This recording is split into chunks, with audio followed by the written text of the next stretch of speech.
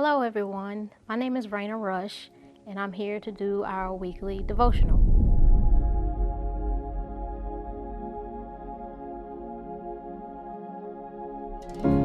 Today my topic is going to be about God, our promise keeper. A lot of times we as individuals, we always ponder or wonder about what's our next. I call it our next, whether it's our next event, next life happening with your family, your job situation. We worry about our finances. Those of us who have children, we worry about our kids' future. Just those type of things we tend to worry and ponder about. Pastor recently started a series this month, and in that series, his last topic was, or his sermon topic was, Promise Keeper. And that sermon he preached that Sunday, it rang so loudly in my spirit that he was initially talking about God, our promise keeper. No matter what situations we're in, he's going to be the one that comes through for us. No matter how hard the situation may be, God is going to be the one that comes through for us. Even if you continue to do your part, which you must do your part, look for God to grant that promise to you. As it says in Psalms 37:4, delight yourself also in the Lord, and he will give you the desires of your heart. So that was the focus of the message, but what really rang in my spirit was all the promises that I petitioned before God, all the ones he's already granted. I just was sitting there reminiscing. I was just thinking of things over that just came to my mind as he was preaching.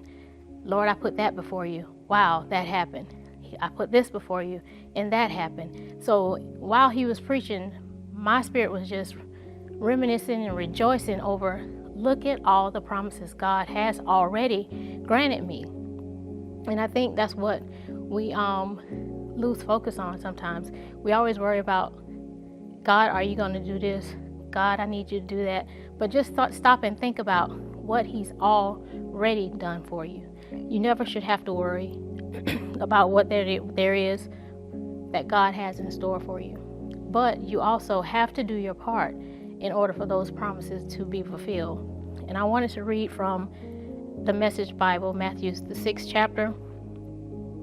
And it kind of sums up what I'm really trying to talk about as far as God being our promise keeper. It says, if you decide for God, living a life of God worship, it follows that you don't fuss about what's on the table at meal times or whether the clothes in your closet are in fashion. There is far more to your life than the food you put in your stomach, more to your outer appearance than the clothes you hang on your body. Look at the birds, free, unfettered, not tied down to a job description, careless in the care of God. And you count far more to him than birds. Has anyone, by fussing in front of a mirror, ever gotten taller by much as an inch? All this time and money wasted on fashion, do you think it makes that much of a difference? Instead of looking at the fashions, walk out into the fields and look at the wildflowers. They never primp or shop, but have you ever seen color and design quite like it? The best dressed men and women in the country look shabby alongside them. If God gives you such attention to the appearance of wildflowers, most of which never are seen, don't you think he'll attend to you, take pride in you, do his best for you? What I'm trying to do here is to get you to relax and to not be so preoccupied with getting so you can respond to God's giving. People who don't know God and the way he works fuss over these things. But you know God and how he works. Steep your life in God reality, God initiative, God provisions. Don't worry about missing out. You'll find all your everyday human concerns will be met. Give your entire attention to what God is doing right now and not get worked up about what you may or may not, or not get worked up about what may or may not happen tomorrow. God will help you deal with whatever hard things come up when the time comes. So listen, always do your part, and God will reward that which you strive to aim toward His character or toward being like Him.